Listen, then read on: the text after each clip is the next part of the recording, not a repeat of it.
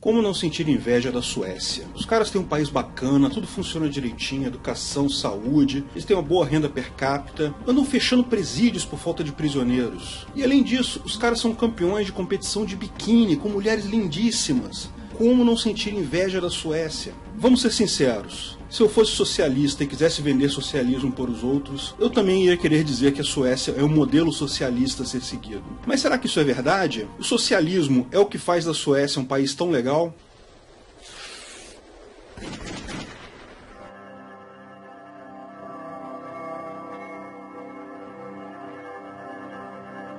Mas e a Suécia? Bom, antes de mais nada, eu não reconheço países como entidades válidas. A noção de país, nação, pátria é fundamentalmente antiética. São linhas arbitrárias demarcadas por grupos de poder para exploração de um determinado povo, via impostos, evidentemente, roubo direto de dinheiro. Países são meras cercas para rebanhos. Do meu ponto de vista, não existem países, existem povos, existem culturas. Então eu não vou falar da Suécia, vou falar aqui do povo nórdico, os descendentes dos vikings, que habitam lá as paragens da Escandinávia e proximidades. E veja, tanto isso é válido que esse mesmo povo está presente em outras regiões arbitrariamente demarcadas, como Noruega, Finlândia e Dinamarca, e as características são, de forma geral, bem uniformes. Se não fosse uma linha arbitrária e anos de esforço de propaganda para criar identidades nacionais, diferenciar suecos, noruegueses, finlandeses e dinamarqueses seria impossível. A língua deles é mutuamente inteligível, os hábitos são em sua maioria comuns, lógico que existem culturas particulares. A gente pode fazer um paralelo com a América Latina, onde o nosso povo, o povo latino, compartilha um biotipo menos característico, mas uma situação social e histórica comum. E a divisão de linhas arbitrárias para a exploração de manadas pelo governo igualmente não impede a clara identidade do povo. Até as línguas, o português e o espanhol, se você não sabia, são mutuamente inteligíveis. Se você ainda não sabia disso, você pode viajar toda a América Latina falando só português. Eles vão entender sim. Ok, uma palavra ou outra talvez você tenha que explicar com calma. E sim, você consegue entender espanhol. A parte uma ou outra palavra mais estranha, geralmente você consegue inferir o significado pelo contexto, se não, é só perguntar para esclarecer. Povos diferentes têm histórias, culturas, modos de vida, princípios morais diferentes. Não se trata de dizer que determinada história é melhor ou pior do que a outra, muito menos dizer que tal povo ou cultura é melhor ou pior que outra. Apenas de reconhecer o óbvio, são diferentes. Comparar a nossa organização social, a organização do povo latino, com a organização social do povo nórdico é perfeitamente válido, mas deve-se tomar muito cuidado ao tentar extrair conclusões a partir dessa comparação. Isso ocorre porque há uma limitação inerente às disciplinas sociais, devido à incapacidade de se realizar experimentos científicos. Veja, em várias áreas do conhecimento humano, podemos fazer experimentos, isolar as variáveis que levam a determinado comportamento. Descobrimos os semicondutores, por exemplo, a partir de observações feitas de características estranhas de pedaços de silício. Às vezes eles conduziam corrente, às vezes não. Os pesquisadores elaboraram várias hipóteses sobre por que isso acontecia. As hipóteses foram então testadas, inúmeros testes foram feitos com diversos pedaços de silício, cada um com uma condição particular, até que a situação foi explicada. Tem a ver com a presença de impurezas específicas numa determinada concentração. Isso foi uma hipótese que foi confirmada pelo experimento e com isso nós conseguimos construir o transistor, que é a base de toda a computação e tecnologia atual. Na área social, nós podemos fazer observações sobre determinados fenômenos, podemos até traçar hipóteses de por que tais fenômenos ocorrem, mas não podemos fazer experimentos. É por isso que se diz que não existe ciência na área social.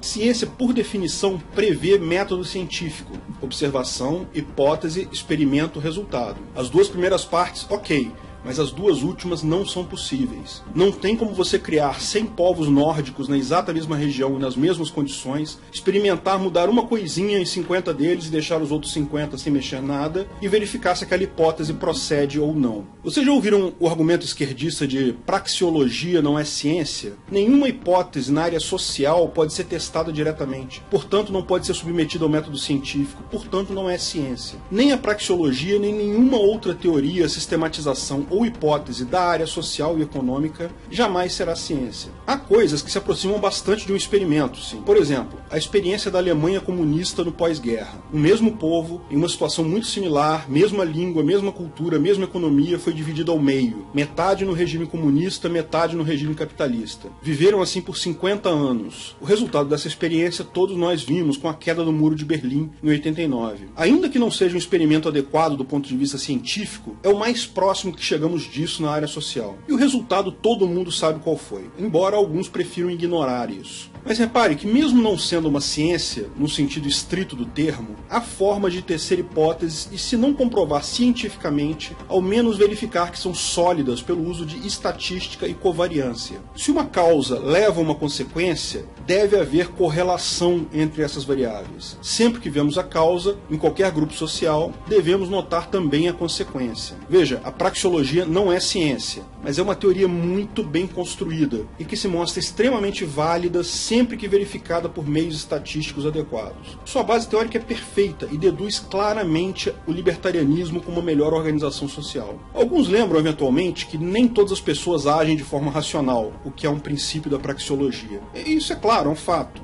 A praxeologia, como qualquer modelo, ela não requer 100% de certeza 100% de tempo. Ela requer apenas um alto grau de certeza numa fração suficiente do tempo. A lei dos gases ideais, por exemplo, você aprendeu lá na escola, não é? Ela é um modelo. Seu professor te avisou que ela é uma aproximação. No entanto, é uma boa aproximação. É mais do que suficiente para fazer o seu ar-condicionado funcionar perfeitamente. Há, porém, dois grandes problemas com o uso de estatística e covariância. O primeiro deles é a credibilidade dos dados. Quem já fez qualquer trabalho de estatística sabe que é muito, mas muito fácil direcionar resultados. Basta descartar como erro de coleta dados que não ajudam o seu ponto de vista previamente escolhido.